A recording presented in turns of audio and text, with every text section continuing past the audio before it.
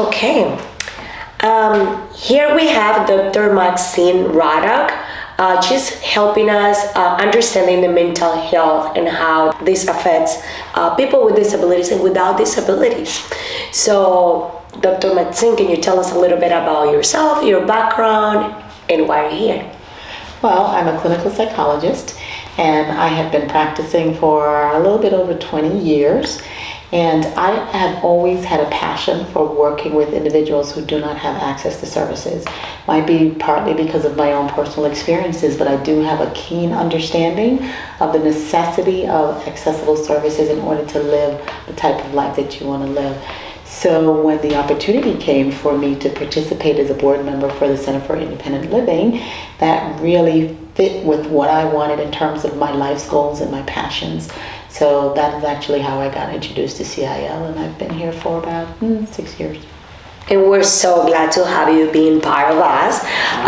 So let's get right into it. So if someone has other disabilities other than mental health, how is that different, or is it different in the approach to treatment? If the disability is mental, it's more difficult to see. And so there has to be somewhat of a keen understanding of how that can present, because people can ignore or minimize it because it's not something that you see physically. So one of the things that's important, if it is mental, that you actually get connected to someone who has an understanding of the intersection of the mental health issues and also the possible other physical disabilities that they may have. That sounds very deep. What challenges individuals with disabilities face that people without disabilities do not relate it to mental health? Depending on the type of disability that you have, it can create some unique challenges, and it becomes even much more so if you create an intersection between physical and mental disabilities.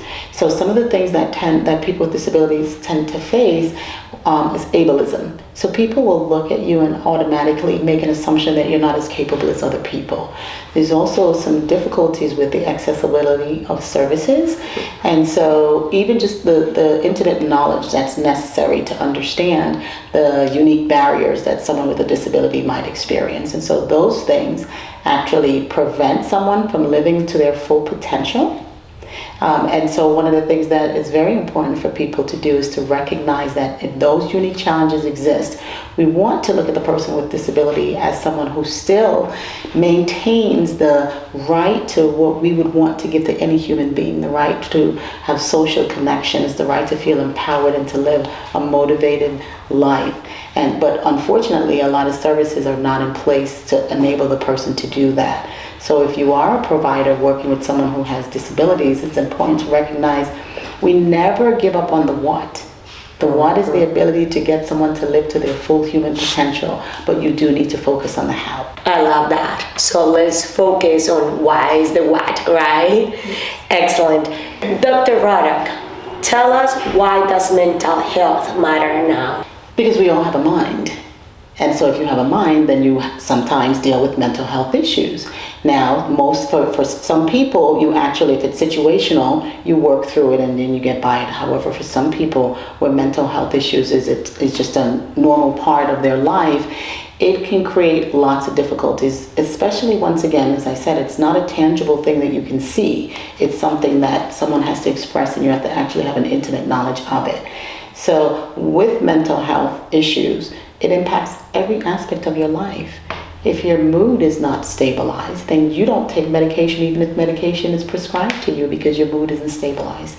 Even if you can get services, if the services do not take into consideration your unique situation, then they're not necessarily going to be effective.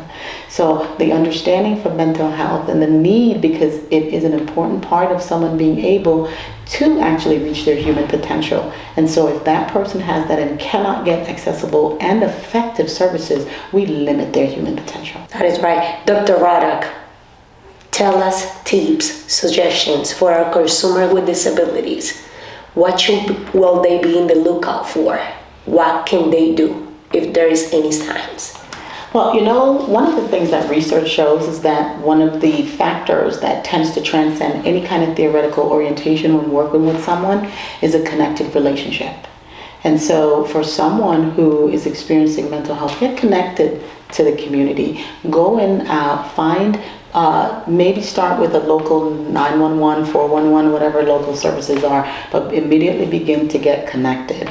Also, you want to, in that connection, make sure that the individuals have some experience with dealing with disabilities, because oftentimes disabilities come, again, interconnected, physical and mental. So you want to make sure that you do find agencies like CIL that has the ability to meet those needs and the willingness.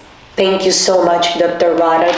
I really appreciate you talking to us about this serious topic out there, and let's celebrate mental health together. Yes. Thank you.